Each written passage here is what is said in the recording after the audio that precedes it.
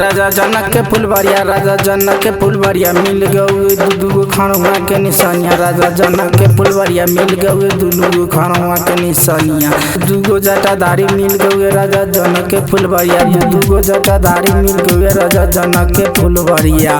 दूगो त्रिशदानी मिल गई राजा जनक के फुलवरिया। सीता लिया खबरिया, सीता मुस्की मुस्की जाए राजा जनक के फुलवरिया, राजा जनक के फुलवरिया। सीता मुस्की मुस्की जाए, सीता हंसी हंसी बतियाए राजा जनक के फुलवरिया, राजा जनक के फुलवरिया।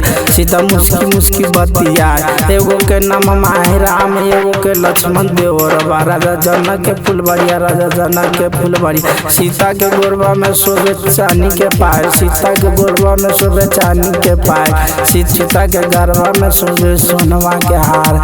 सीता लिहली खबरिया, सीता हंसी हंसी बतियाए राजा जनक के फुलवरिया, राजा जनक के फुलवरिया। सीता लिहली घरे बोलाए, सीता सिहली घरे बोलाए। एगो खियाबे दूध के मलाई, एगो खाए भांग दूतुर, एगो खाए दूध मलाई, एगो खाए भांग दूतुर। राजा जनक के फुलवरिया, राजा जनक के फुलवरिया मिल गए खड़ुआ के निशानिया। राजा जनक के फुल, राजा जनक जी के घरवा दूगो त्रिशदानी, दूगो जटाधारी मिल गए काम बन। राजा जनक के फुलवरिया, राजा जनक।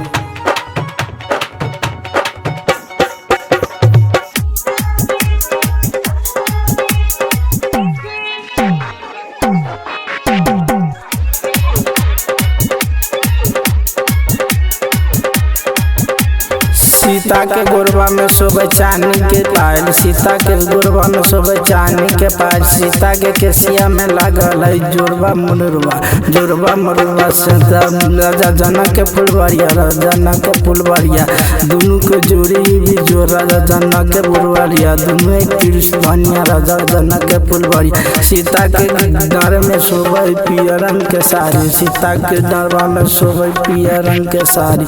दोनों भी जो राजा जनक के फुलवरिया, राजा जनक के फुलवरिया मिल गए खड़ुआ के निशानिया। राजा जनक के फुलवरिया दूगो त्रिशदानी, गजब के त्रिशदानी।